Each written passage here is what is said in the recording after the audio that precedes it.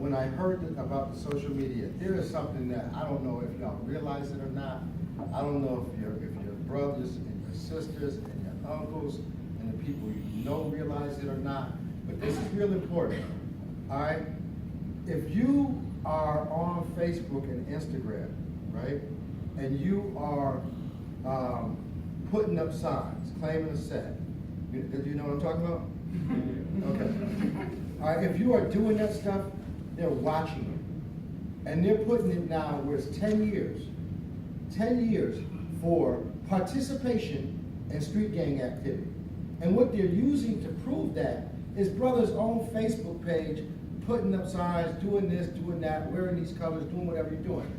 Whoever you know, I don't care what they do, but everyone should know that what you are doing is being monitored by the police, by the federal government, on your Facebook page and your Instagram page, so that if you happen to get yourself in a position and it's looking like it's a street gang thing, and they got an idea of who they think is and who's not. But one thing I'd encourage y'all to do is when you're dealing with that, just leave anything alone that could come back to bite you, because believe it or not, they are watching you. Now in terms of the police, I mean, there are essentially 3 types of encounters that you can have with police. The first one is a consensual encounter. It's called a consensual encounter. You ain't did nothing wrong. The police come up to you. They knock on their door right now. They come to your home. They knock on the door. It's a consensual encounter. You don't have any obligation whatsoever to say anything to them at all. They could come into the door. We could all walk in the gym and say, we won't talk to you. They couldn't do a thing about it. All right? The second kind of encounter is where they have reason to believe that you have done something wrong, but they don't know for sure.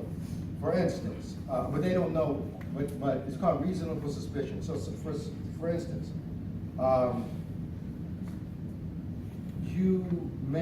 you're in a car that they believe ran a stop sign. They can pull the car over.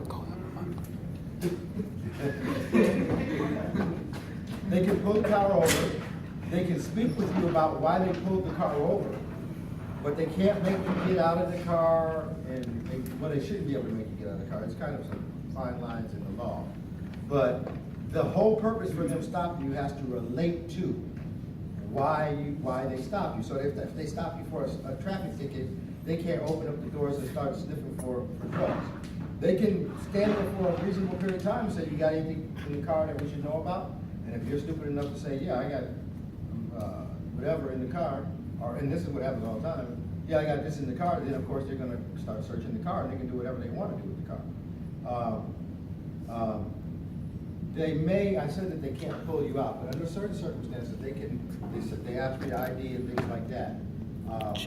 They shouldn't be able to search you outside of the car, but if for safety they need you to be outside of the car, they can do that, but they can't search you outside of the car unless they have probable cause that you did something. So when they ask you, do you have anything in the car that I need to know about, and you tell them, well, I got this in the car, I got, one blunt.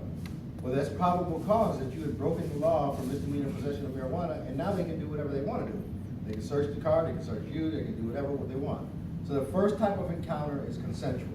You're walking down the street, they ain't got no reason to bother you whatsoever. They can't, you can just walk away. Second type of encounter is what they call articulable suspicion.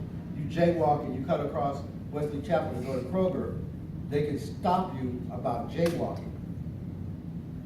They may be able to pat you down for weapons, but they can't go in your pockets and search you because they have no probable cause that you have anything in your pockets that's criminal. All they can do is say you jaywalk, so I gotta cite you for a ticket. And if there's a big bulge in your pocket, I can pat you, make sure it's not a gun. Third one is probable cause. They pat you and they can feel a gun, and they ask you, do you have a license? And you say no. They got probable cause to do pretty much what they want. So those are the 3 encounters, and obviously it don't work the way it should, the way it's supposed to. In theory, it doesn't work that way in practice because there's a lot of issues and a lot of things going on. So somebody had a question.